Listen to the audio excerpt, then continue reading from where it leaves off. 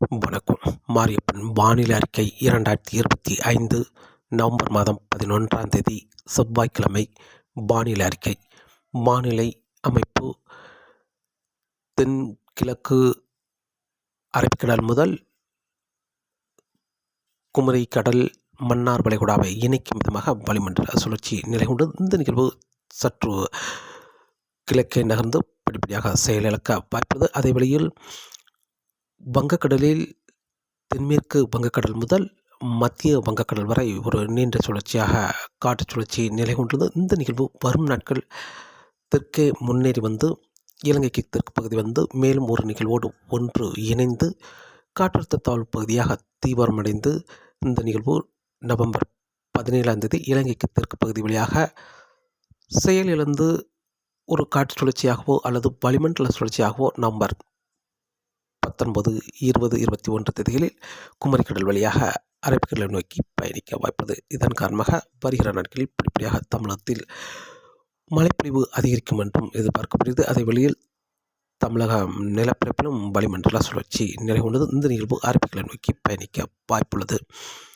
இன்று நவம்பர் மாதம் 11ஆம் தேதி செவ்வாய்க்கிழமையை பொறுத்தவரை இன்று அதிகாலை நேரங்களில் ராமநாதபுரம், மதுரை கிழக்கு பகுதி, மேலும் சிவகங்கை இந்த இடங்களில் ஓரிரு இடங்களில் மழை கிடைக்க வாய்ப்பது. அதே வேளையில் கடல் ஓரங்களிலும் ஒரு சில இடங்களில் கிழக்கு காற்றின் வருகையின் காரணமாக அதிகாலை நேரங்களில் மழை கிடைக்க வாய்ப்பது. பெரும்பாலும் சென்னை, புதுச்சேரி, விழுப்புரம், மேலும் மதுராந்தகம், செங்கல்பட்டு, கடலூர் இந்த இடங்களில் லேசான மழைப்பொழிவு அதிகாலை நேரங்களில் கிடைத்தாலும் காலை சற்று வெயில் வந்த பிறகு சற்று கூடுதலான பரப்பில் மழை கிடைக்க வாய்ப்பது.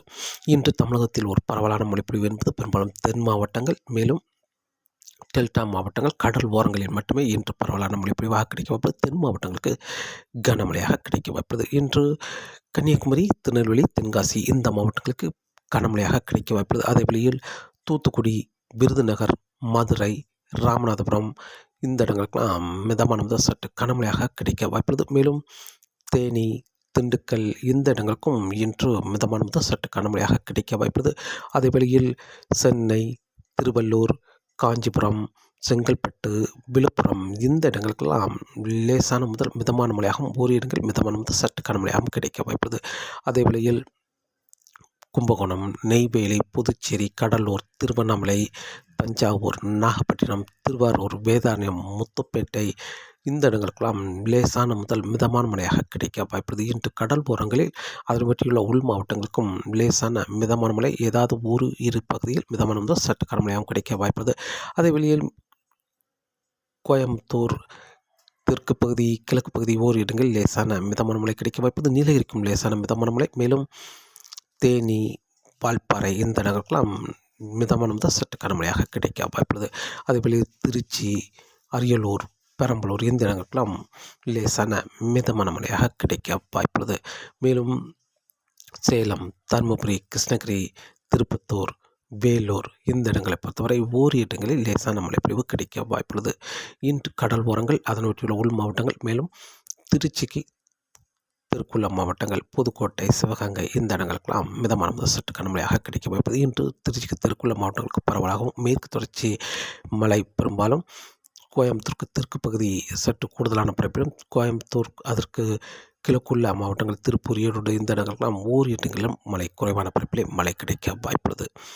நாளை நவம்பர் 12ஆம் தேதி தென் மாவட்டங்களுக்கு ஒரு சில இடங்களில் கனமழையாக கிடைக்க வாய்ப்புள்ளது. அதே வேளையில் திருச்சி வரை ஒரு பரவலான மழைப்பொழிவு, அதே வேளையில் கடலோர மாவட்டங்கள், கடலோர மாவட்டங்கள் ஒட்டியுள்ள மாவட்டங்களுக்கும் மிதமான மழையாக கிடைக்க வாய்ப்புள்ளது. சென்னை, திருவள்ளூர், வேலூர், காஞ்சிபுரம், மேலும் செங்கல்பட்டு, விழுப்புரம், மதுராந்தகம், மேலும் திருவண்ணாமலை, புதுச்சேரி, கடலூர், கும்பகோணம், நெய்வேலி, அரியலூர், பெரம்பலூர், திருச்சி இந்த இடங்களுக்கெல்லாம் மிதமான மழையாக கிடைக்க வாய்ப்பது. அதேவேளை டெல்டா மாவட்டங்களுக்கு மிதமான முதல் சற்று கனமழையாக கிடைக்க வாய்ப்பது. பெரும்பாலும் மயிலாடுதுறை, சீர்காழி, மேலும் தஞ்சாவூர், நாகப்பட்டினம், திருவாரூர், வேதாரண்யம், முத்துப்பேட்டை இந்த இடங்களுக்கெல்லாம் பரவலாகவே மிதமான முதல் சற்று கனமழையாகவே கிடைக்க வாய்ப்புள்ளது. அதேவேளை தென் மாவட்டங்களை பொறுத்தவரை பெரும்பாலும் திருச்சிக்கு தெற்கு பகுதி, புதுக்கோட்டை, சிவகங்கை, மதுரை, தேனி இந்த இடங்களுக்கெல்லாம் பரவலாகவே மிதமான முதல் சற்று கனமழையாக கிடைக்க வாய்ப்பது. விருதுநகர், தூத்துக்குடி, கன்னியாகுமரி, திருநெல்வேலி, தென்காசி இந்த இடங்களுக்கெல்லாம் கனமழையாக கிடைக்க வாய்ப்பது. அதே வெளியில்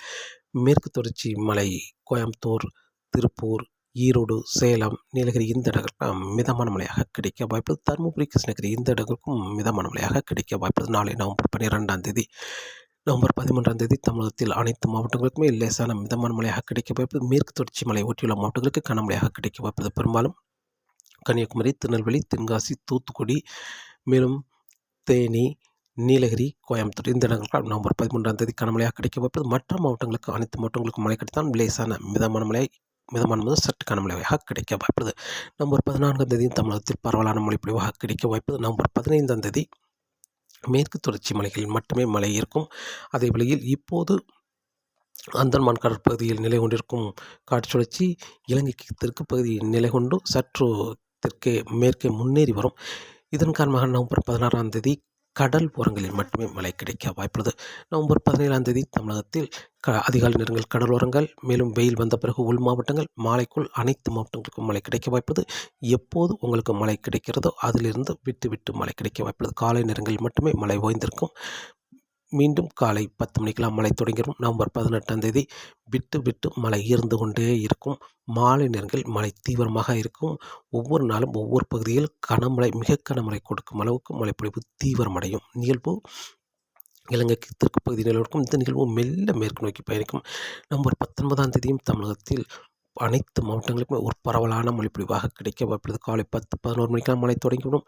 விட்டு விட்டு மழை இருந்து கொண்டிருக்கும். மாலை நேரங்களில் மழை தீவிரமாக இருக்கும். மீண்டும் அதிகாலை நேரங்களில் மழை விலகி இருக்கும்.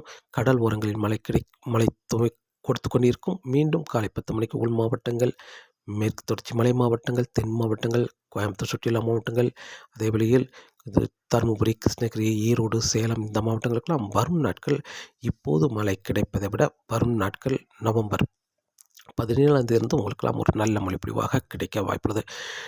நவம்பர் 18, 19, 20 தேதிகளும் தமிழகத்தில் அனைத்து மாவட்டங்களுக்கும் மழை கிடைக்க வாய்ப்புள்ளது. நவம்பர் 21ஆம் தேதியை பொறுத்தவரை தமிழகத்தில் அனைத்து மாவட்டங்களுக்கும் நவம்பர் 21ஆம் தேதி மழை கிடைக்க வாய்ப்புள்ளது. நவம்பர் 22ஆம் தேதி மழையின் தீவிரம் குறைய வாய்ப்புள்ளது. பெரும்பாலும் திருச்சிக்கு தெற்குள்ள மாவட்டங்கள், டெல்டா மாவட்டங்கள், மேற்கு தொடர்ச்சி மலை மாவட்டங்களுக்கு மட்டுமே மழை கிடைக்க வாய்ப்புள்ளது. திருச்சிக்கு வடக்குள்ள மாவட்டங்களுக்கு பெரும்பாலும் ஒதுக்கவே வாய்ப்புள்ளது.